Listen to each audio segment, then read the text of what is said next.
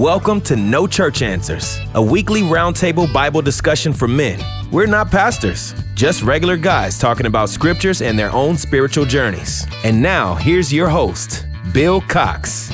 And welcome. This is No Church Answers, a discussion for spiritual men. My name is Bill Cox, and it is great to be here. We're talking about a leader in your family, and there's no better group to have a discussion for men about a topic like this than the guys from Man Up Spiritual Oasis.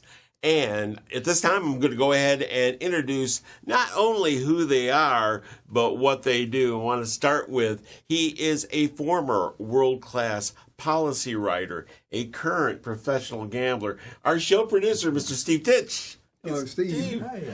And a former prosecutor and attorney. We call him the judge. It's Michael Cropper. Hey, Mike. Guys, how are you? Mike. My children call me a prostituter when I prostituter. Nice. Very nice. Very nice. And a big deal in talent development that's commonly known to lay people as a trainer. But we call him the professor, kind of the group theologian. It is Robert Koshu. Hey, Robert. And my name is Bill Cox. I'm basically a writer, indie filmmaker, but I work as a contractor so I can pay for my writing and my indie filmmaking. So at this time, we're going to go ahead and dive right into being a leader in your family. And I want to start out with Mr. Steve Titch. Yes, you always like to start out our podcasts that we appeal to men or men in our audience are leaders in their workplace, leaders in their community, and leaders in their family. And probably the one thing in common is that you're leaders in your family. You may not always be the top guy at work, may not always be the top guy at church, but this is the opportunity where you truly are and can be a leader and truly choose it. And I'm just going to quickly go through my top of mind stuff before I'll cede it all to Mike and Robert. But how do men conform to biblical principles to become an effective and loving leader in their family? I'll give you 5. Presence, reliability, respect, loyalty, and fidelity. Wow. 5 big words. Yeah. There we go. Easier said than done. I'm telling you. Man, yeah. no doubt. Judge. All right.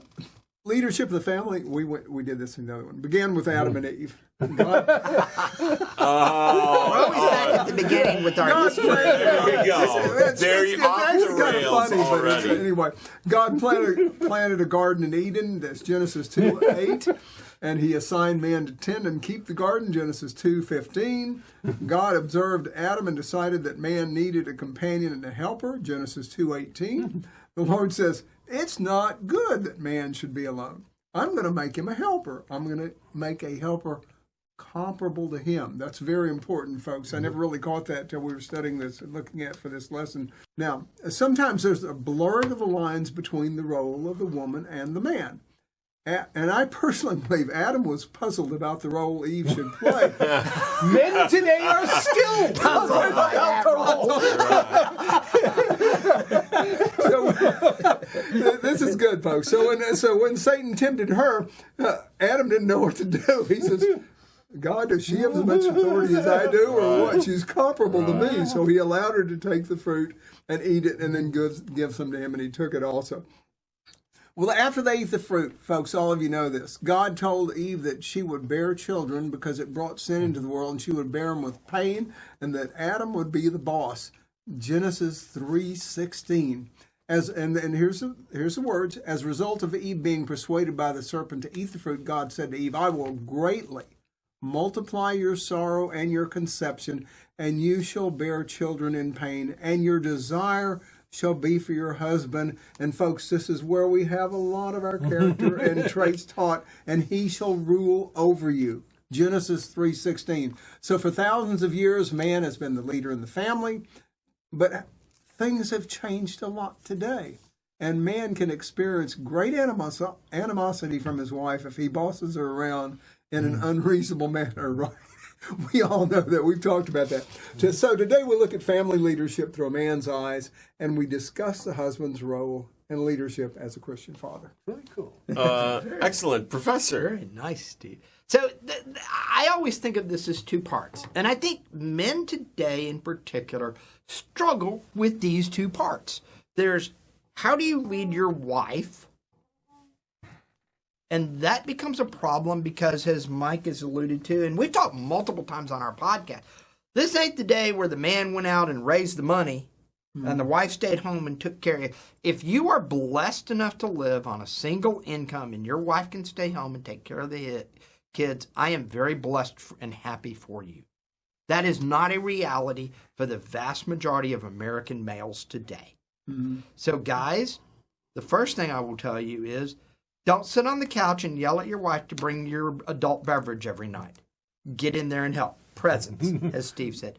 The second part, and this is another part that's radically changed, is how do you treat your children if you have children? Mm-hmm. And there is, and there's some things I want to talk about with this.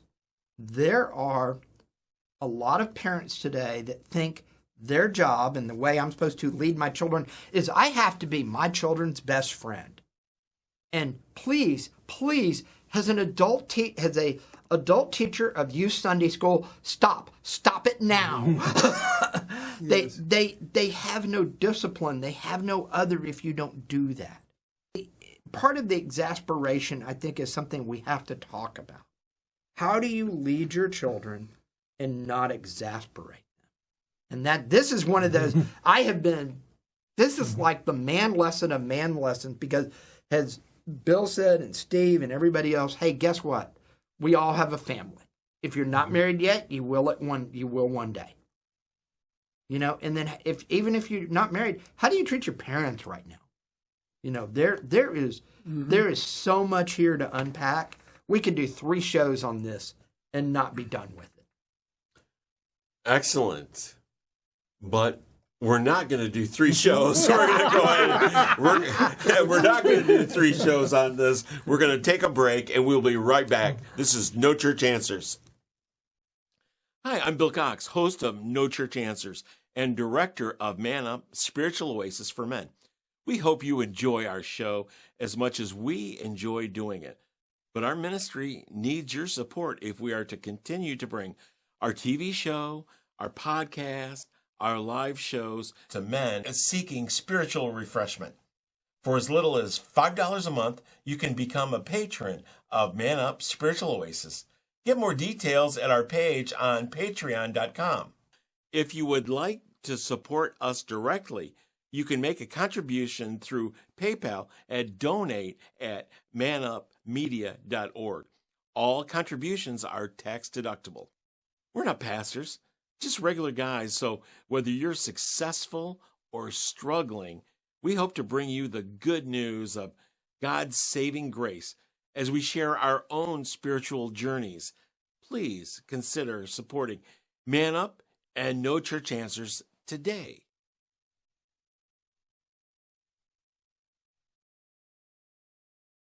And welcome back. My name is Bill Cox. This is No Church Answers. We're talking about a leader in your family. At this point in time, I'm going to go ahead and just read the scripture. It's Ephesians 5, 25 through 28 and 6:4. Husband, love your wives just as Christ loved the church and gave himself up for her to make her holy, cleansing her by the washing with water through the word, and to present her to himself as a radiant church, without stain or wrinkle or any other blemish, but holy and blameless. In the same way, husbands ought to love their wives as their own bodies. He who loves his wife loves himself. Fathers, do not exasperate your children. Instead, bring them up in the training and instruction of the Lord. And I just wanted to talk about, and some of you that have watched the previous shows know I was raised on a farm. And back in the day, particularly on a farm, it took, although my mother worked later on in life, but when I was a younger child, she did work the house essentially.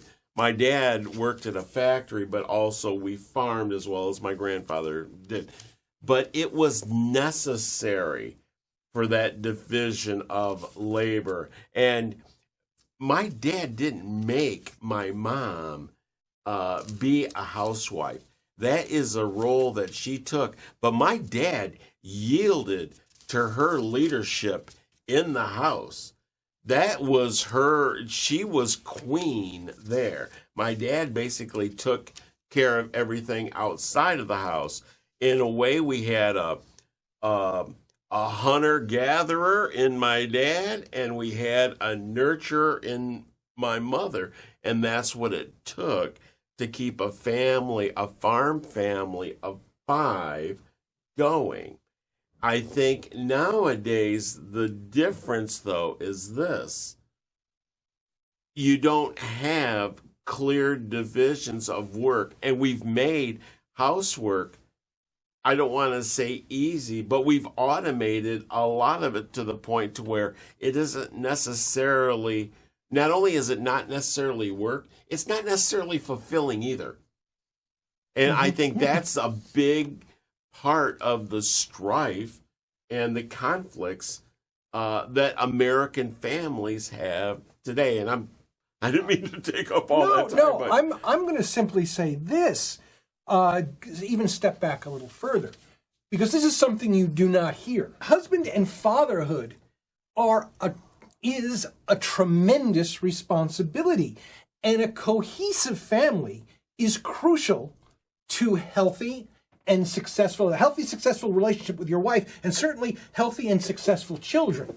And also in maintaining the faith, and to keep this back in the Christian aspect. And so no matter who a man is, no matter what his background, no matter where he's from, his choices are incredibly significant to the success and happiness of his family. You as a man, you cannot simply step away and leave it to your wife, leave it to somebody else. You have got to be directly involved. That's why I say presence, physical presence, being there, not, being there for your children, being seen, for playing a role, even if it's not necessarily the same thing that your wife does, being there so you're for your wife and being there for your children, the presence, not leaving it to somebody else. And now, back when I was a kid, the expectation was you did not see your father until 6 o'clock at night. And then, maybe I saw him we did have family dinners then. I mean, that's something that's changed. But after that, he would watch TV or do you do your homework, and you only got to talk from your father if something went wrong. You either failed the test or whatever. Wait till Dad gets home. right. And I'm going to simply, by saying, going back to what you were saying, I think at the bottom line, biblical principles last. They're permanent. You bring those into your home. Tactics change. Your children's experience is different from yours. And that's another thing my father really didn't understand. He grew up in the 30s and 40s. I grew up in the 70s. Things changed. The way you looked for jobs changed. And he was insistent I do things certain ways. And it led to a lot of strife because he wanted to, he meant the well-being, but he didn't know. That's something I try to keep in mind. My son's basically finished. He's getting his college acceptances and such now. But I wasn't foolish enough to say, to do it my way. It's all different. There's common applications. There's everything about getting into college is different from what I did. And if I tried to enforce what I did, he wouldn't be getting into college. So that's a long way of me saying of principles, keep the principles, but, remember that tactics change. Well, I would like to Excellent. say something. Mike. Did you want to take a break right quick? Yeah. No. We're keep at that going. point. My apologies. No. Okay, folks, what Steve has mentioned and Robert mentioned, yes, I grew up with the same type of family. My parents came through World War I and II. They came from poor families, very poor families. My dad became a letter carrier. He had been in the service. My mother was raised a Christian, but I do not believe my dad was raised in a church. And if he was raised in church, it had little impact on him. Now, as impact on him. As I stated, my dad was a traditional dad. He did rest when he came home from work. My mom did everything. She was expected to do everything.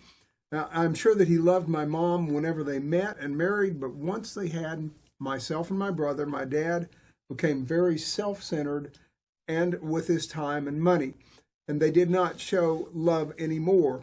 Now, the question I'm getting to, and I'm just pointing out a few of those things, is today, folks, who is the leader and who brings the Christian faith into the house, and who should bring the Christian faith into the house? My dad didn't, so it obviously fell on my mom. She was a Christian. Today, I'm going to say right up front, I think it's up on the men. I think absolutely you should lead your family, your children, your spouse too. Pray with them, lead them in prayer if you're comfortable doing that. If not, at least read the Bible with them, a couple verses with them. Let your children read the Bible.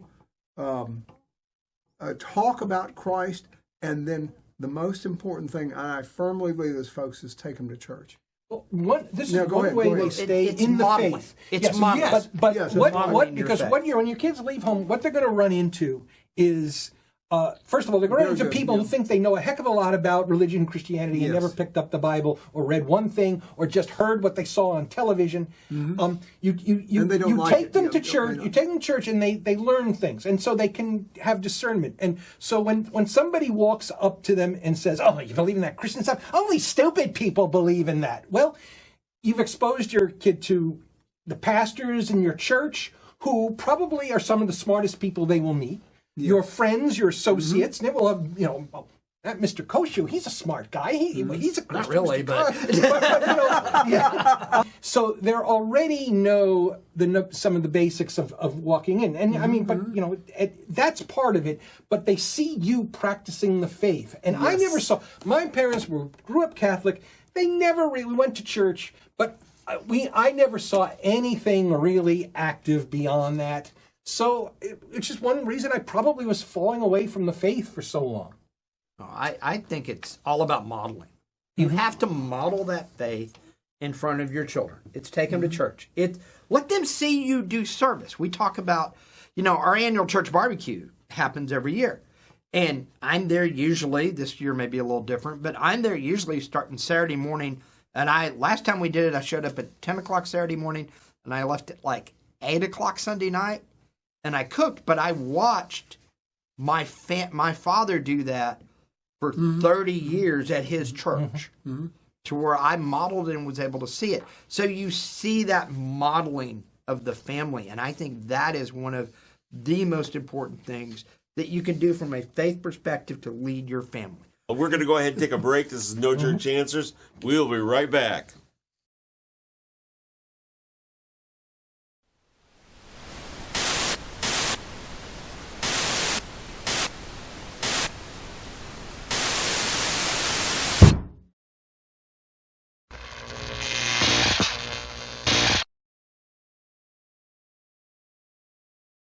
And welcome back. This is No Church Answers. My name is Bill Cox. We are talking about being a leader in your family.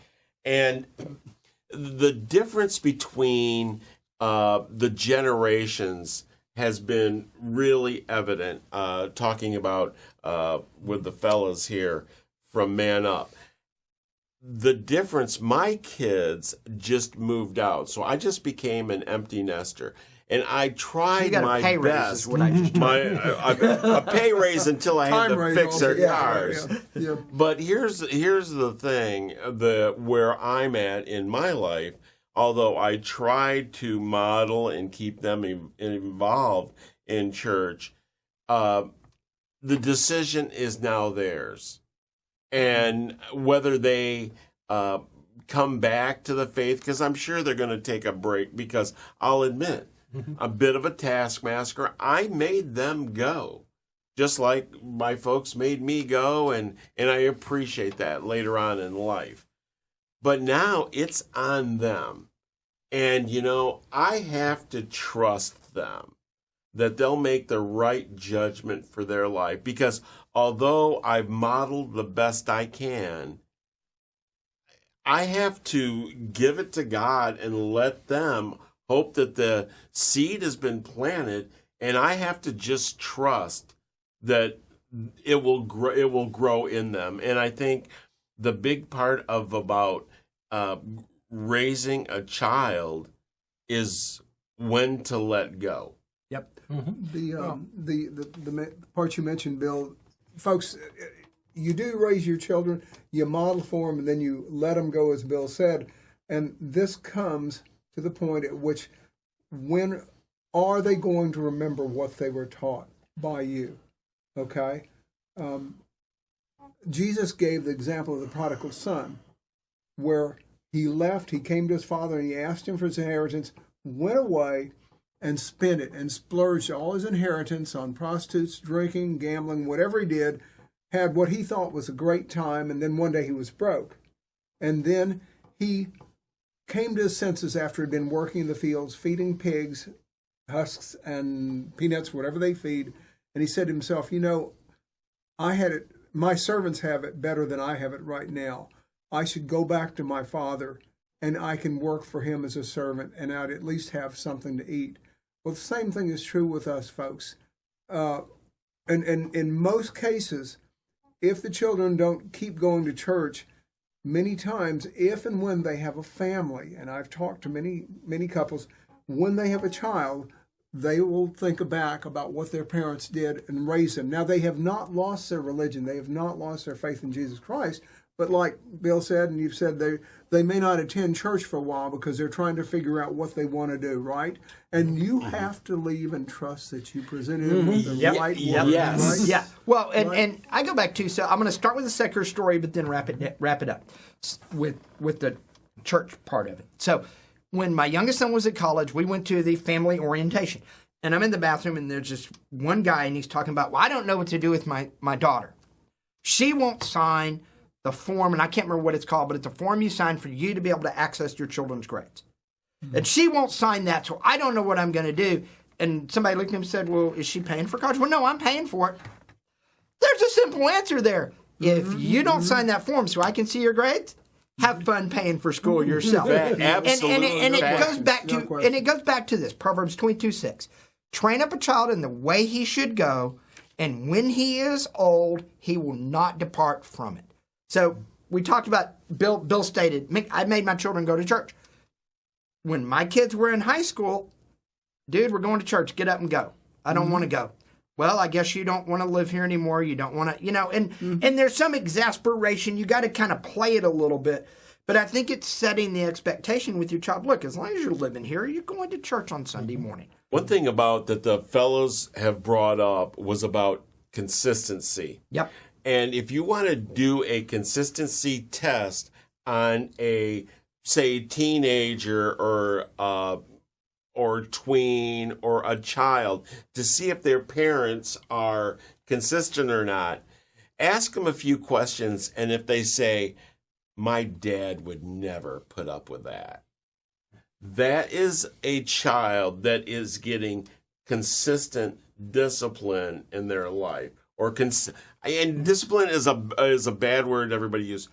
Let me say, consistent guidelines. Mm-hmm. Consistency and guidelines. Yep. If they know what would be acceptable to a parent, whether it's the husband or the wife, mother or father, that's consistency. I'll give you this, and because we're running out of time, but we're talking kind of about the back end here. Mm-hmm. Yep. This begins really at the front end. That whole proverb, train them up. What do we mean by train them up? You can interpret it different ways. This is why I think, and I'll speak to the young men out there, because when you're in your 20s and you're just starting out, you don't know everything. I mean, it's all confusing. But let me say simply this at the front end, and to all those new dads out there, between 0 and 5, between birth and 5 years old, your child even your son, I'm going to stick with sons, your child, your son, your daughter, doesn't know where you work, doesn't know where you came from, doesn't know what mistakes you made in your life, doesn't know the pressures you're under at work. All they know is that you are their dad. Yep. And they think that is so cool. He is my dad. And they want to be like you. They want to grow up like you. And that's the default. That's the way they come out of the wrapper. And only you can mess that up. Yes, I agree. And so remember that. It's so much easier at the beginning if you, again, establish that relationship of emotional connection, being there, of reliability, respecting them even as they're toddlers. Yep. That they're little people. But I mean, they're not grown, but that they have they're independent. And your love. Like my dad used to say, you're poorest when you have young children. That's God's way of keeping you at home. And there's a certain amount of truth to that. So I want to go around the room one more time for a quick takeaway and start with Professor Koshu. So I'm going to give two real practical things for guys. Number one, I talked about already. Go to church, model your faith in front of your family. Let them see you pray. Let them see you read your Bible. More importantly than anything else, let them see how you treat people and how you interact day by day with your faith. The second thing is, Steve talked a lot about presence. I'm going to give you guys out there something very practical. Hey, I am going to be the first person to admit, in today's working world, doing more with less has become the norm. Most people are doing 2 to 3 jobs because budgets have been cut. Here's the deal. Are there going to be times you're going to have to stay a little late? Yes, there probably will be. But figure out, what do I need to do right now to get to my boss before X time? And what can I wait? And if I have to wait, get up at 4 a.m. and haul your carcass to the office and do it then. And if you have to work on a Saturday, because, hey, occasionally that happens, get up at 5 and be done by 10. Because if you do that, you're going to be present for your family to do something. That's just something super practical. Excellent. And with that, thanks so much for tuning in to No Church Answers. My name's Bill Cox. It's been great having the guys from Man Up, Spiritual Oasis for Men, talking about being a leader in your family, and we know you will be too. Thanks so much for tuning in. You've been watching No Church Answers, a weekly roundtable Bible discussion for men, a production of Man Up Spiritual Oasis. Want more?